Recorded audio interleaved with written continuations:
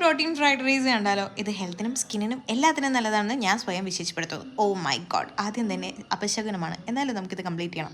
ആദ്യം തന്നെ ക്യാരറ്റ് എടുക്കുക, നന്നാക്കുക. ബീട്രൂട്ട് ഓൾറെഡി നന്നാക്കി വെച്ചതുണ്ട്. അതിനുശേഷം സവാള എടുക്കുക, അതും കയ്യിൽ നിന്ന് പോയി കാര്യമാക്കണ്ട. ഇത് മൊത്തം കയ്യിൽ നിന്ന് പൊക്കലാണ്, എന്നാലും നിങ്ങളിത് കംപ്ലീറ്റ് ചെയ്യണം. എന്തായാലും ഓക്കെ, സവാള കൈ കിട്ടി. ഇതിന് ശേഷം ബ്രൊക്കോളി എടുത്തു.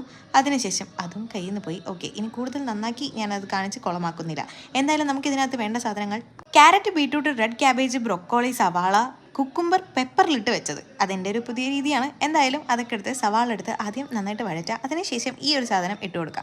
അതിനുശേഷം എല്ലാം കൂടി ഓരോന്നോരോന്നായിട്ടിടുന്നതിന് പകരം എല്ലാം കൂടി കമത്തുക. ദാറ്റ് പച്ചമണം വരുന്നവരെ യു ഷുഡ് ഹാവ് ടു ഇളക്കൽ. അതിനുശേഷം ഉപ്പിടുക, മുളക് പൊടി ഇടുക, അതിനുശേഷം കുറച്ച് മഞ്ഞൾപ്പൊടി ഇടുക. ഓൾറെഡി വേവിച്ച് വെച്ച ബ്രൗൺ റൈസ് എടുത്ത് ഇങ്ങനെ മിക്സ് ചെയ്ത് കൊടുക്കുക. എനിക്കെപ്പോഴും എരിവിഷ്ടമായതുകൊണ്ട് കുറച്ച് പെപ്പറും ഇങ്ങനെ മിക്സ് ചെയ്യുക. ഈ ഒരു ചുമന്ന കളർ കാണുമ്പോഴത്തേക്കും ഒരു സാറ്റിസ്ഫാക്ഷൻ ഉണ്ടല്ലേ. അതിനുശേഷം അതൊന്ന് വേവിച്ച് ഇങ്ങനെ ഡെക്കറേറ്റ് ചെയ്ത് ഇങ്ങനെ വയ്ക്കാം. സംഭവം ഈ ഒരു ഫ്രൈഡ് റൈസിൻ്റെ ഉറവിടം ഞാൻ തന്നെയാണെങ്കിലും കൊള്ളാം, നിങ്ങൾക്കും ഒന്ന് ട്രൈ ചെയ്യാവുന്നതാണ്. മൊത്തത്തിലൊന്ന് ചുമന്നു പോയല്ലേ, സാരില്ല, നാളെ പച്ചപ്പിക്കാം. ഫ്രിഡ്ജിൽ ആപ്പിൾ ഉണ്ടായിരുന്നതുകൊണ്ടും ബീട്രൂട്ടും ക്യാരറ്റും ബാക്കി വന്നതുകൊണ്ട് തന്നെ ഞാനൊരു ABC ജ്യൂസ് തട്ടിക്കൂട്ടി. അങ്ങനെ എന്നൊരു ഹെൽത്തി മീൽസ് ഞാൻ തന്നെ ഉണ്ടാക്കി, ഞാൻ തന്നെ കഴിച്ചു. അപ്പോൾ ഇത്രേ ഉള്ളൂ.